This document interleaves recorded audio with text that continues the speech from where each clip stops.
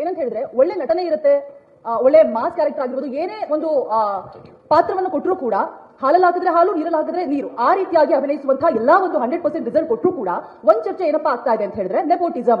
ಅಣ್ಣನ್ ಮಕ್ಕಳು, ತಂದೆ ಆಯ್ತು, ಮಗಳು, ಸುದೀಪ್ ಸರ್ ಮಗಳು ಕೂಡ ಸಿಂಗರ್. ಸೊ ಈ ರೀತಿಯಾದಂತಹ ಚರ್ಚೆಗಳು. ಮ್ಯಾಂಗೋ ಪಚ್ಚ ಅಂದ ತಕ್ಷಣ ನೆಪೋಟಿಸಂ ನಡೀತಾ ಇದೆಯಪ್ಪ, ಏನ್ ಹೋಗುತ್ತೆ ಸಿನಿಮಾಗೆ, ಏನಿರುತ್ತೆ ಸಿನಿಮಾದಲ್ಲಿ, ಈ ರೀತಿಯಾದಂತಹ ನೆಗೆಟಿವ್ ಕಮೆಂಟ್ಸ್ ಕೂಡ ಬರ್ತಾ ಇದೆ.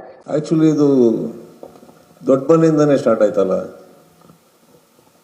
ಶಿವರಾಜ್ ಕುಮಾರ್ ಅವ್ರಿಗೆ ನೀವು ಕೇಳಿಲ್ಲ?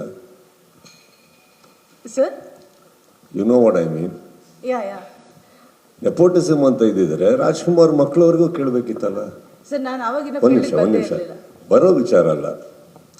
ಅಂಬಾನಿ ಅವ್ರಿಗೂ ಕೇಳಬೇಕು, ಇದೇನಿದು ನಿಮ್ಮ ಮಕ್ಕಳಾಗಿದ್ದಕ್ಕೆ ನಿಮ್ಮ ಆಸ್ತಿ ಅಲ್ಲ ಅವ್ರಿಗೆ ಹೋಗ್ತಾ ಇದೆಯಲ್ಲ, ಬೇರೆಯವ್ರಿಗೂ ಕೊಡಿ, ಕೇಳಬೇಕು, ಪ್ರತಿಯೊಬ್ಬರಿಗೂ ಕೇಳಬೇಕು. ಇದು ತಪ್ಪು. ಬಾಂಬೆಲಿ ಯಾವುದೋ ಒಂದು ವರ್ಡ್ ಹುಟ್ಕೊಂಡ ತಕ್ಷಣ ಕರ್ನಾಟಕಕ್ಕೆ ಎಂಟ್ರಿ ಕೊಡಬೇಡಿ. ನಮ್ಮಲ್ಲಿ ರಾಜ್ಕುಮಾರ್ ಟೈಮಿಂದನೂ ಅಕಸ್ಮಾತ್ ಕುಟುಂಬದವರಿಗೆ ಆ ಯೋಗ್ಯತೆ, ಅರ್ಹತೆ, ಕಲೆ ಅನ್ನೋದು ಒಲ್ದು ಅಕಸ್ಮಾತ್ ಕನ್ನಡ ಜನ ಅವ್ರನ್ನ ಇಷ್ಟಪಟ್ಟರೆ, ಇದು ಯಾರಪ್ಪನ ಜಾಗ ಬೇಕಾರಾಗ್ಬೋದು. ಇಲ್ಲಿ ಪಕ್ಕ ಕೂತ್ಕೊಂಡು ನಾವು ಮುಂಬೈನ ಒಂದು ವರ್ಡನ್ನು ಉಪಯೋಗಿಸೋದು ತಪ್ಪಾಗುತ್ತೆ. ಇವತ್ತಿಗೆ ಶಿವರಾಜ್ ಕುಮಾರ್ ಅವರು ಒಂದು ಮೇಲ ನಟರು, ಅವ್ರನ್ನ ನೋಡಿ ಸ್ಫೂರ್ತಿ ಪಡೆದಿದ್ದೀವಿ. ಈಗ ಅವರು ಉದಾಹರಣೆ ತೊಗೊಂಡು ಎಷ್ಟೋ ಜನ ಬೆಳೀತಾ ಇದ್ದಾರೆ.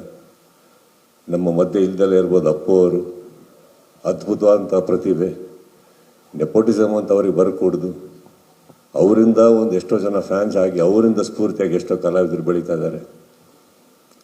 ನನ್ನ ಮನೆಯಲ್ಲಿ ಆ ಥರ ಒಂದು ರಾಜ್ಕುಮಾರ್ ಅವರಂತ ನನಗೆ ನನ್ನ ತಂದೆಯಾಗಿ ಒಬ್ಬರ ಆಸ್ತಿ ಇಲ್ದಲೇ ಇರ್ಬೋದು, ನನ್ನ ಒಂದು ಆಸ್ತಿ ನನ್ನ ತಂದೆ ಇದ್ದಾರೆ, ಇವನಿಗೆ ಒಂದು ಮಾಮ ಇದ್ದಾನೆ. ಶುದ್ಧವಾಗಿ ಹೇಳಬೇಕು ಅಂದರೆ ನೆಪೋಟಿಸಮ್ ಅನ್ನೋ ವರ್ಡ್ ತುಂಬಾ ವರ್ಷಗಳಿಂದ ನಮ್ಗೆ ಸೂಟ್ ಆಗಲ್ಲ. ಅಂಡ್ ಆ ವರ್ಡ್ ಇವತ್ತಿಗೂ ನಮ್ಮ ಮಂಡ್ಯ, ಕೋಲಾರ, ಹಾಸನ, ಚಿತ್ರದುರ್ಗ, ದಾವಣಗೆರೆ ಅರ್ಥನೂ ಗೊತ್ತಿಲ್ಲ. ಅಲ್ಲಿ ನಮ್ಮ ಕರ್ನಾಟಕದಲ್ಲಿ ಗೊತ್ತಿರೋದು ಒಂದೇ, ಕಲೆ.